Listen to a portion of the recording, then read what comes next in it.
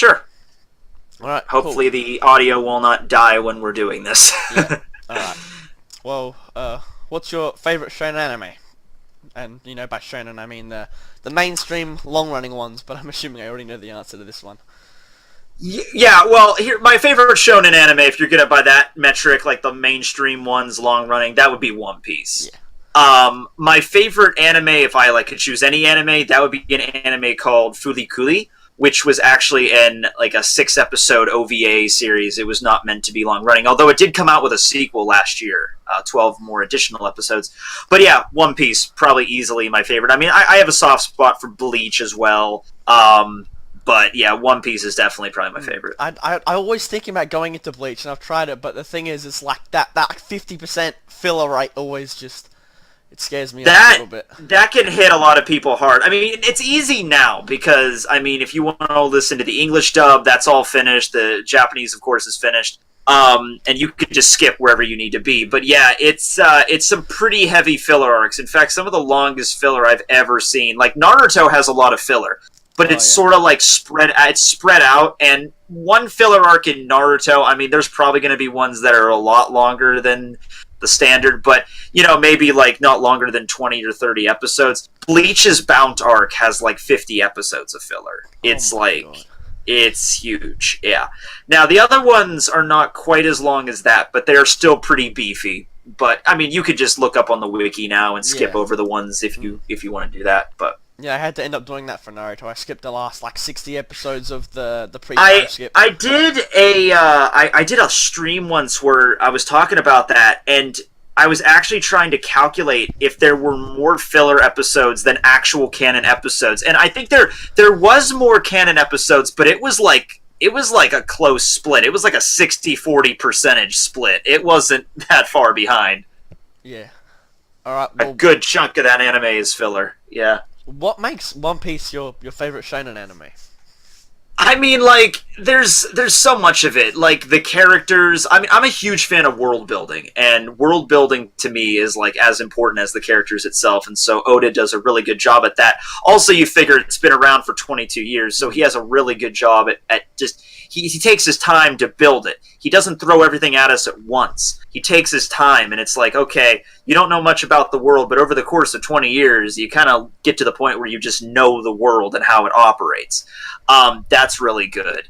Every time sometimes he'll have to rehash certain themes of arcs. Like a lot of the ones that everyone always compares are the Alabasta arc, where they have to save a princess and they have to defeat this kind of corrupt king that rules over a land, and then you have then Dressrosa, which is where they save a princess and they also have to defeat a corrupt king figure that has to rule over the land. Crocodile wasn't a king, but basically, so the same kind of idea.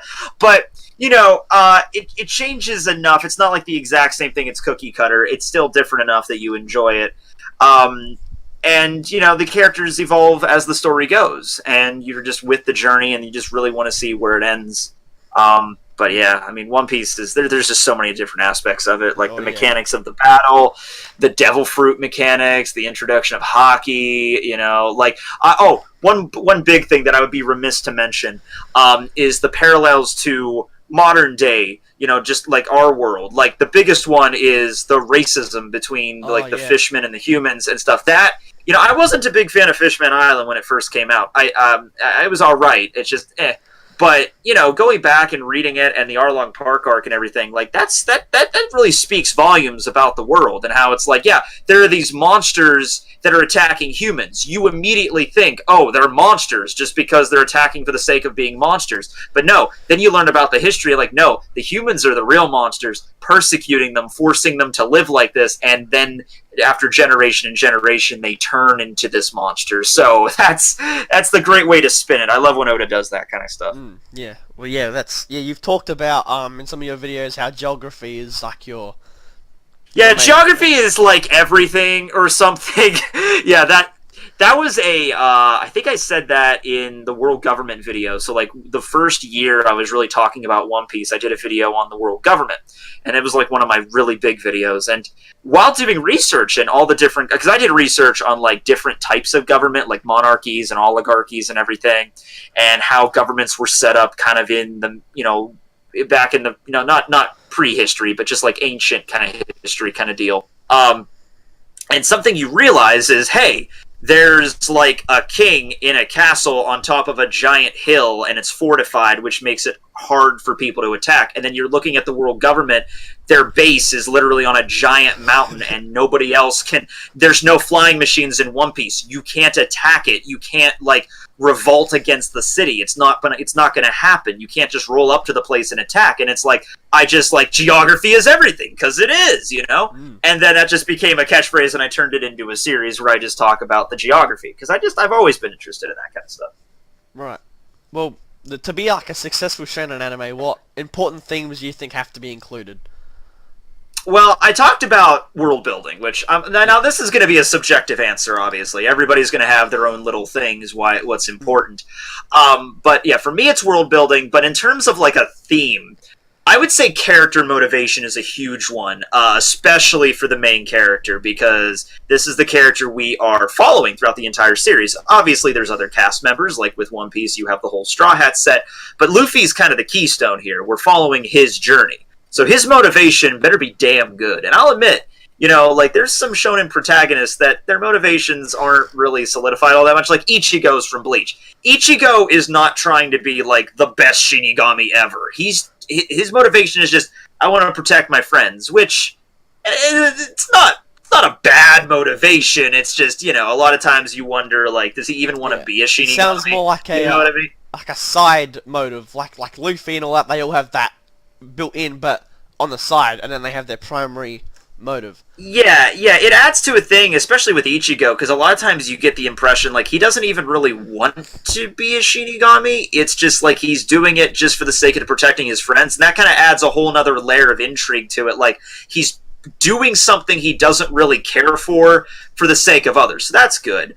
I don't think maybe Kubo kind of touched up on it pretty good during the Fullbringer arc a little bit there. But anyway, during but going to One Piece, back to that, Luffy's motivation at the beginning of the story, he just wants to find a treasure and have an adventure, and that's not like it's a good motivation. But the thing that really did it for me is later on, it was really cemented what Luffy was after. He wasn't after the physical treasure. Luffy doesn't even really care if there is a treasure at the end of the day. He wants the adventure, but also he wants that title of King of the Pirates, because that's the person that has the most freedom in the world, and that connects back to the Will of D. Everybody at One Piece, like, that has the Will of D is always searching for freedom in some way. Sometimes it's freedom in, like, battle, like Blackbeard you get the impression Blackbeard just wants to burn the whole world down, like that kind of freedom.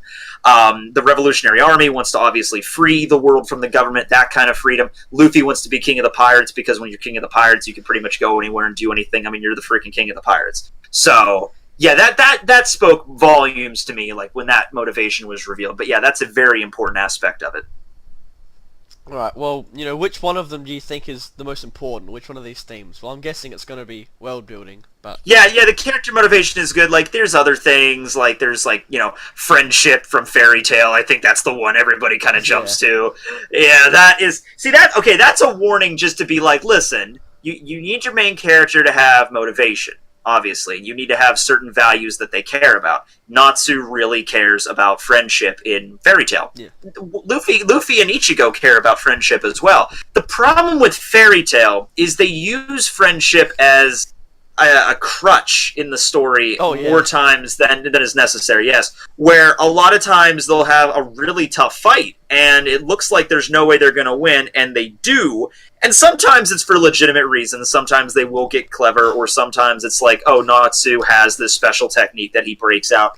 But a lot of other times it'll be like Urza's fighting somebody and getting the crap beat out of her, and it's like, there's no way Urza's going to win, and she does. And it's like, yeah, because of friendship, or because she's Urza, or Nakama power-up, and all that stuff tends to happen. And that happens. Look, I'm not even against that happening in a series, but you gotta be very sparse when you use that. Like, I wouldn't be upset if Luffy's in a fight and he's getting beaten down and he thinks about his friends and he floors the opponent and he wins and he, like, passes out at the end of it. Fine. But if you're gonna do that in, like, almost every battle, or even, like, every other or every third battle, that's way too much. Way too much. So, yeah, friend, you gotta just have to do it in moderation, right? Right. Yeah. Yeah. But I would say the most to answer your question, the most important that would be motivation, but in moderation. Right. That's the Yeah. term. Of course. Yeah. Motivation and moderation. Yeah. And which do you think is like considered to be the greatest of all time? You know, like popularity. You know, just the top when it comes to So shonen. I want to say One Piece for this one as well, but there's a bunch of other contenders. Now, One Piece is the longest running shonen manga right now, but Dragon Ball I think will always have a place in anime fans' hearts, like regardless of I mean, I love One Piece to death. I do, but you got to think of like all the stuff Dragon Ball did. In fact, Oda, Toriyama was an inspiration for him. He was an inspiration for Kishimoto. It was an inspiration for a lot of guys. Toriyama was great with what he did with the Dragon World and all that stuff there, and it continues on. That's just a testament. Like, it's still going on today. Like, Dragon Ball ended, and I think everybody was just like, oh man, it sucks Dragon Ball's over. I want more Dragon Ball. And we got more Dragon Ball. For better or for worse. I mean, people don't care for Super very much, but even the people that don't care for Super very much will still probably admit, like, Beerus and Whis are okay characters. That Brawly movie was freaking awesome. I don't care what anyone says, you know? Yeah, yeah, it was. And it's more than anything, it's nice to see Goku and Vegeta again doing their stuff, and as a continuation to the series. So I think, in terms of, like, the best shonen anime of all time, Dragon Ball. Now, there's a few others, like Detective Conan, that's been running for forever, Detective Conan. I'm not a huge fan of that. I've only seen a few episodes of that series, but I just wanted to mention it because it's also a very popular one in Japan. I also am partial to Yu Yu Hakusho because that was one of the first ones I saw, period. I probably saw Yu Yu Hakusho and Dragon Ball around the same time. But, yeah, I would say if you're gonna pick, like, if someone held like a gun to my head and is like, "What's the best shonen anime ever?" I'd be like, "Okay, yeah, Dragon Ball." I'd have to probably get that. Right, yeah. So what do you think makes it the best? Like, there's the fights, obviously. Oh, but are there wow. any other themes that? Okay. Well, yeah, like everything I mentioned here is done fairly well. In fact, there have been so many analysis of Goku and Vegeta's characters. It's insane. And I'm not just talking about analysis like some YouTubers talking about it. There's a bunch of that too. But there's people that like whole philosophies around Yeah. Goku. Goku has a lot of like this like a Buddhist sort of like detachment from the physical world sort of thing, like the way he treats his family and stuff. And there's themes of this, and you can look into this and just like what he really embodies and stuff. And he's just like, I just want a good fight and just, always break through those limits and stuff and things. The world of Dragon Ball, a lot of it is expanded greatly in like extra like material and stuff, like the Dragon World. It is a fully realized world. And not so much the planet they live on, but just like, the extra dimensional plane. Like they have the other world and like King Kai's planet and where Hell is. And there's actually like a drawing of the entire universe. It's like a ball kind of shape. And so a lot of this is like extra material you don't find, and it's directly referenced in the main series. It is, but it's kind of like obscure. So I like it for that reason.